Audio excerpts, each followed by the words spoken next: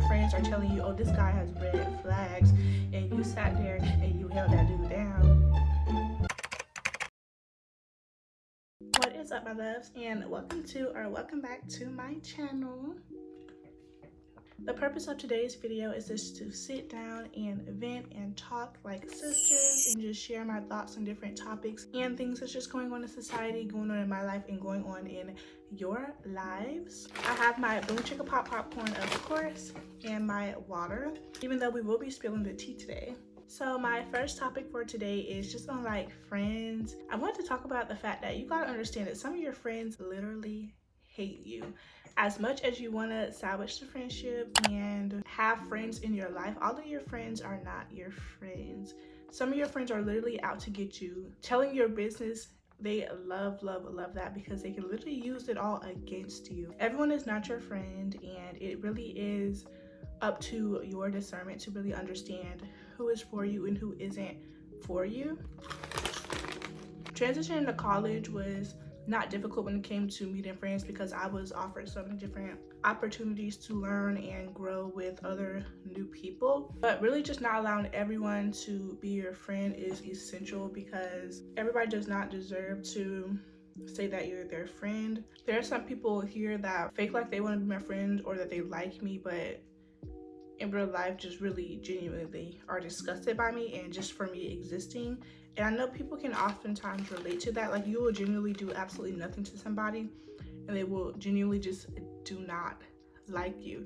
But my thing is, why would you play in somebody's face like your friends when you can genuinely just not talk to them? You don't even have to give them the benefit of the doubt.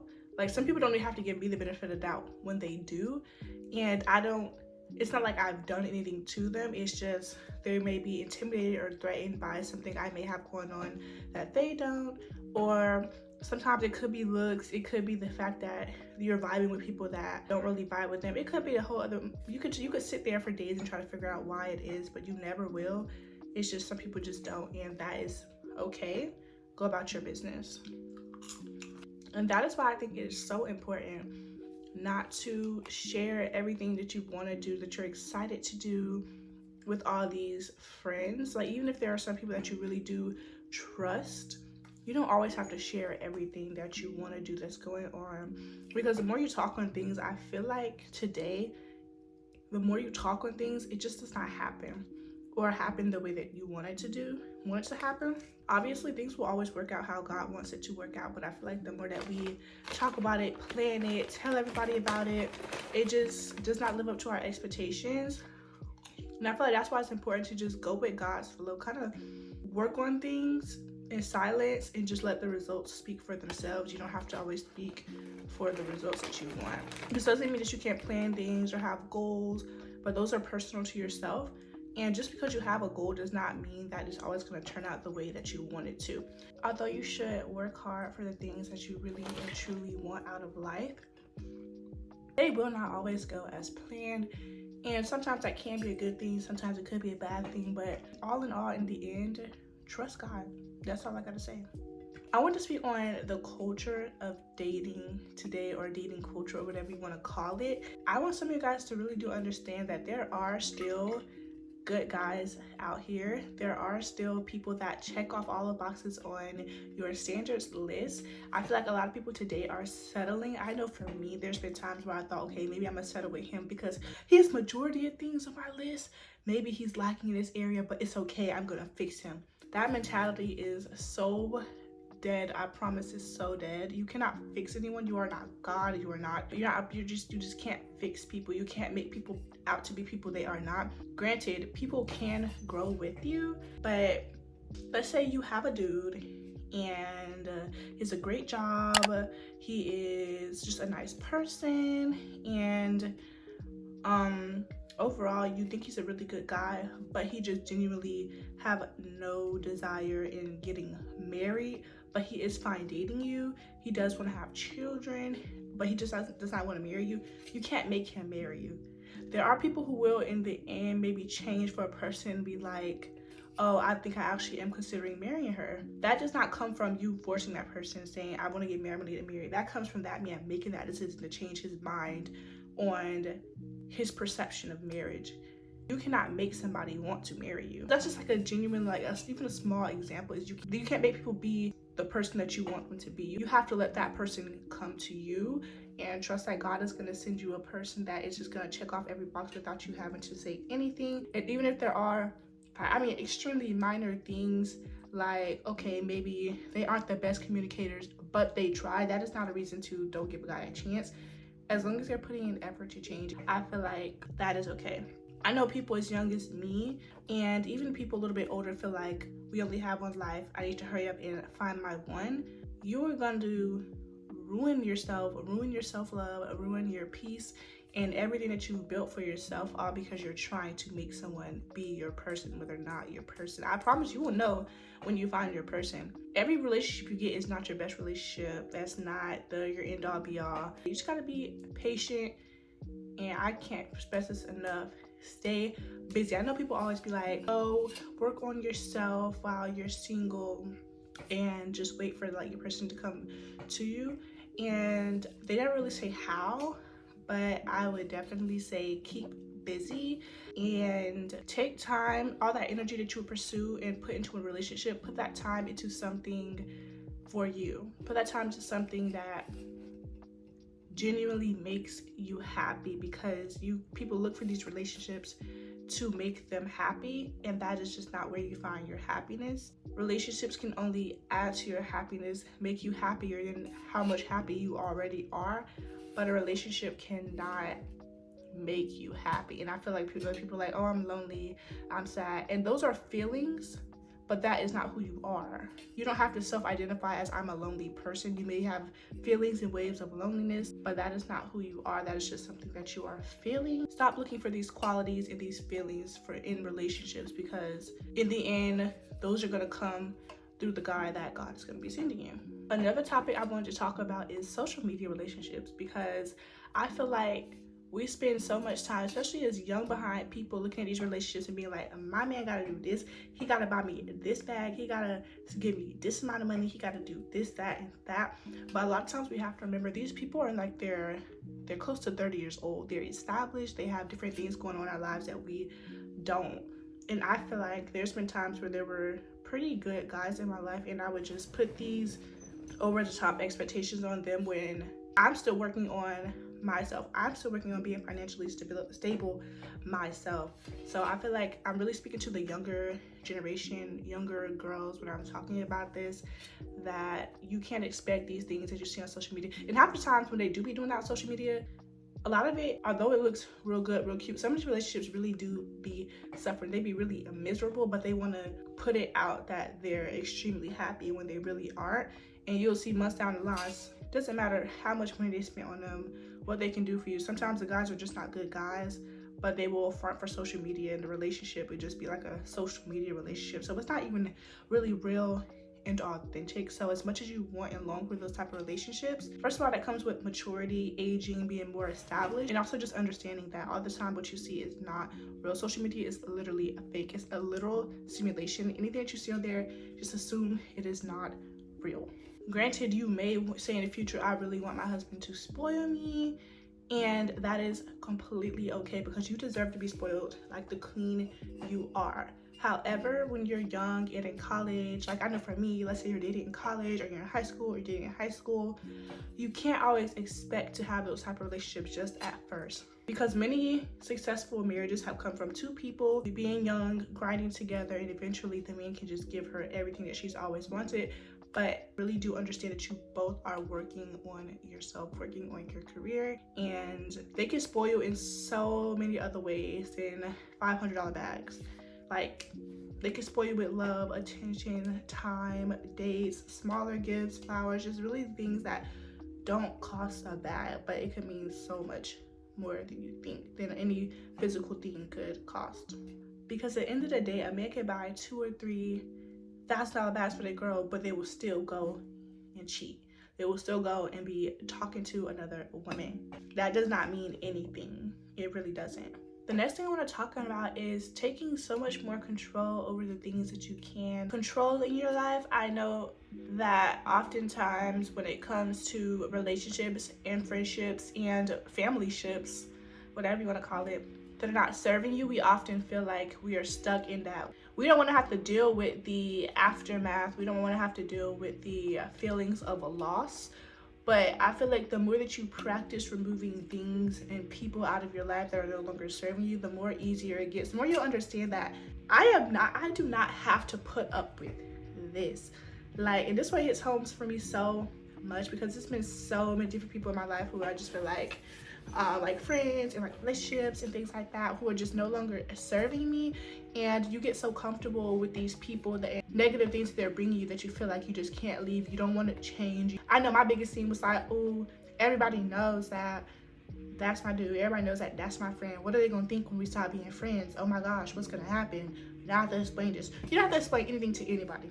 If you break up with a dude because you feel like he's no longer that dude for you, he's not trying to communicate with you, he's not helping you, he's not serving you in the way that you want, he's not helping you grow closer to God, you don't owe anyone an explanation ever in life, except yourself and God. Like, you don't owe anybody an explanation. Granted, it is okay to give the guy an explanation as to why he doesn't, or why you just don't want to continue the relationship, because in hopes that he can work on his own self, doesn't mean that you're going to get back together.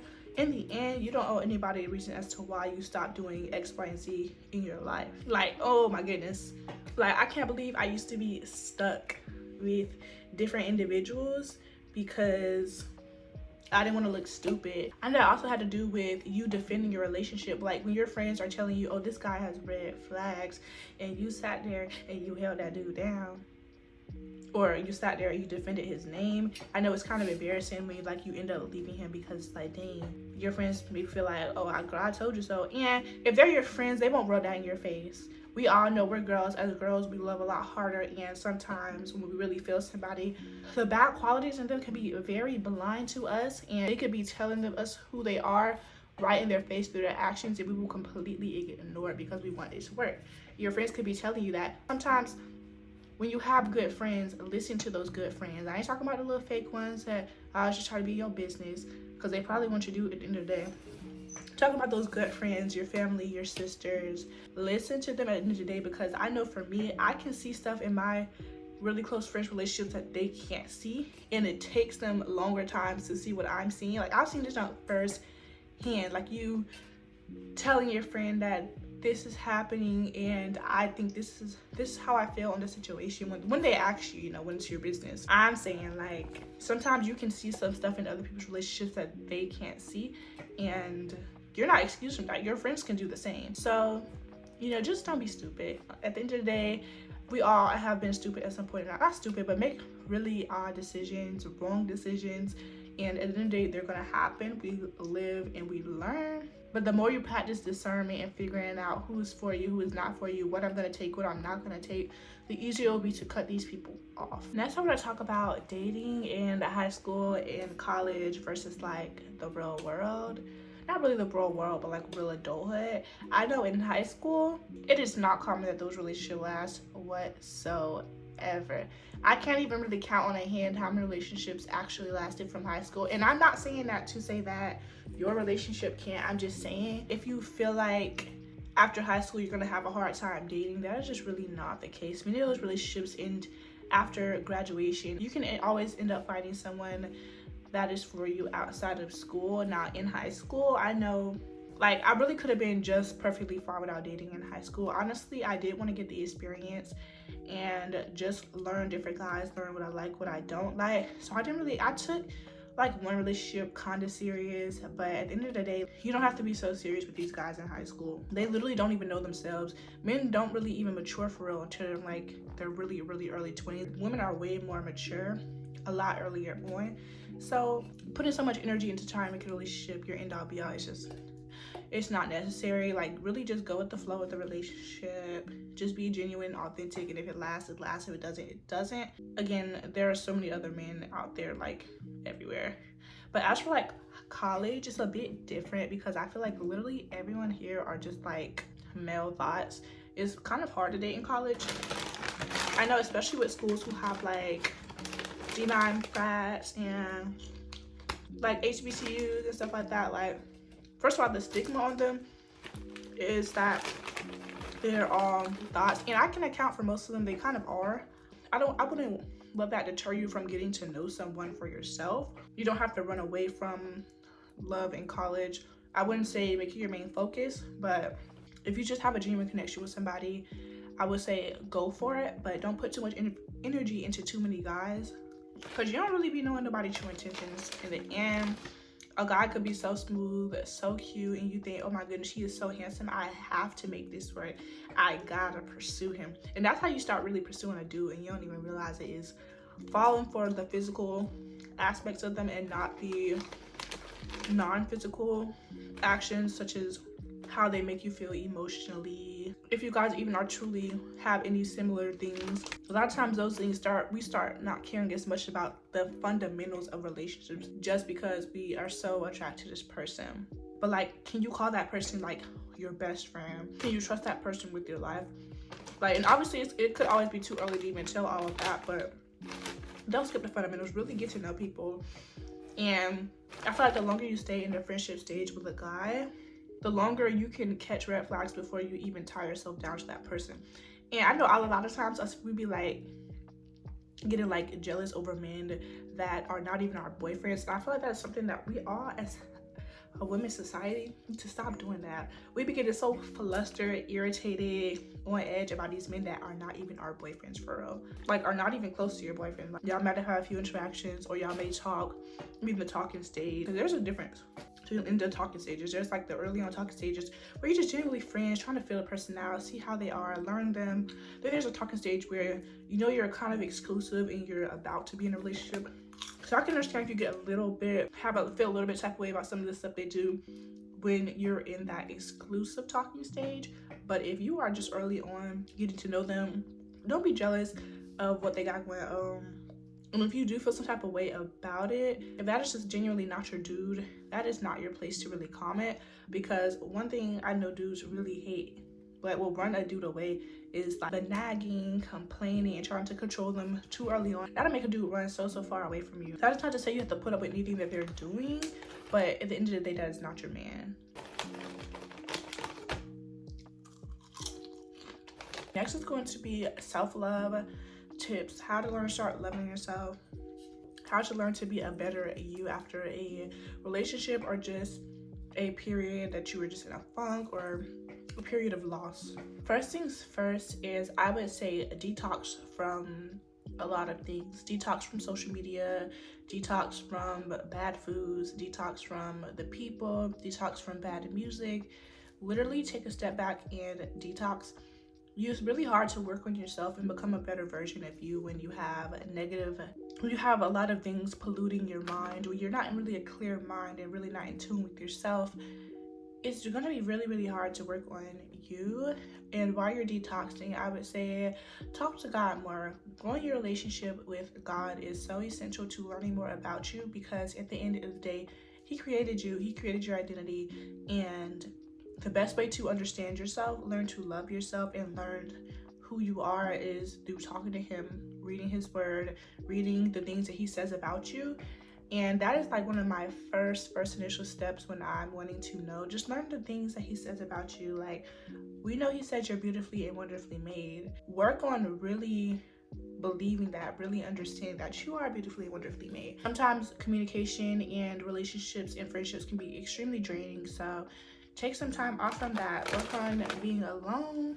Although you can learn things about yourself through interacting with people, I feel like you learn so much more when you are learning to spend time alone, go places alone. It's just a multitude of things that you can do. You can do more self-care, and self-care does not have to mean spending $500 on hygiene products or maintenance. That is a form of self-care that I personally love, but even just watching a show that you like with some snacks and just relaxing, even working out. I know for me, one thing that I did used to do is, like, for instance, I would take my journal and I would write letters. Like, I would write letters to my future self, write letters to my future husband. I would write down questions that you feel like, if you're getting to know a friend or getting to know a guy or something, you would write down questions about myself. Oh, like even stuff like, what's your favorite color? What's your favorite movie? What are some of your favorite activities? What don't you like in people? What do you love in people? What is your love language? Courses like that, but like getting to know yourself is extremely essential when it comes to wanting to work on yourself, so that when you are to find future relations, friendships, and things like that, you want to already know yourself. Start by loving yourself where you are. I can't stress this enough. Like, there is nothing, absolutely nothing wrong with wanting to have a goal body, wanting to have a goal weight, wanting to have a goal amount of reps and how much you can lift something. But before that, love where you are. Fall in love with how you look right now. And that's what makes it way less frustrating when you're trying to learn to be a better person. Because I know the journey to working on like your body, for example, can be so much more frustrating, and it could just beat you down way more than it has to when you are constantly very self-conscious about how you look. Now, if you really learn to love yourself, you would appreciate it and have more fun when working on your body. Like, if I know that I want to get like abs, or I want to work on toning my stomach, if I love my stomach now, I'm just gonna learn to love myself even more, into where I really want. Like, I'm gonna have way more drive to work on me, because I already love me and I would love to make myself even better. Like, take a job, for example. Let's say you're working at a job and you would love for the company to be better, but you hate the company. Obviously, you can hate things about the company, but if you just hate the company yourself, you hate the job, you hate everything about it, you would never have no motivation or drive to make the company better until you actually love it for what it is, love it for how it was founded, love it for the people in it. Then that's when you're gonna want to make it better. But if you genuinely hate it, have no desire to even be there, you're not gonna have much motivation to make it better. That basically is going to wrap up this video. I literally enjoy talking to you all so much. Sometimes it's really hard trying to create content, especially when you have all these influences around you. You see 100 different YouTube videos a day, and oh my gosh, I want this aesthetic, but I also want to do this. And sometimes it can get extremely overwhelming. And sometimes doing videos like this just really calms you, and well, me, and just remind me that this is something I really just do enjoy doing. But a video where I can just be genuinely authentic and talk to y'all like y'all just like my genuine friends, because I do feel my viewers like that. Especially the ones, because like I know I don't get like a whole ton lot of views, but the ones that I know that watch my videos like religiously, I really just see as my friends. So these type of videos just really make me happy, and so I like doing them. But thank you guys so much for tuning into this video. I love you all, my loves, and take some more advice in this video. Comment down below any questions that you have, and make sure you leave a subscribe button and a like on the way out, and stay tuned for more.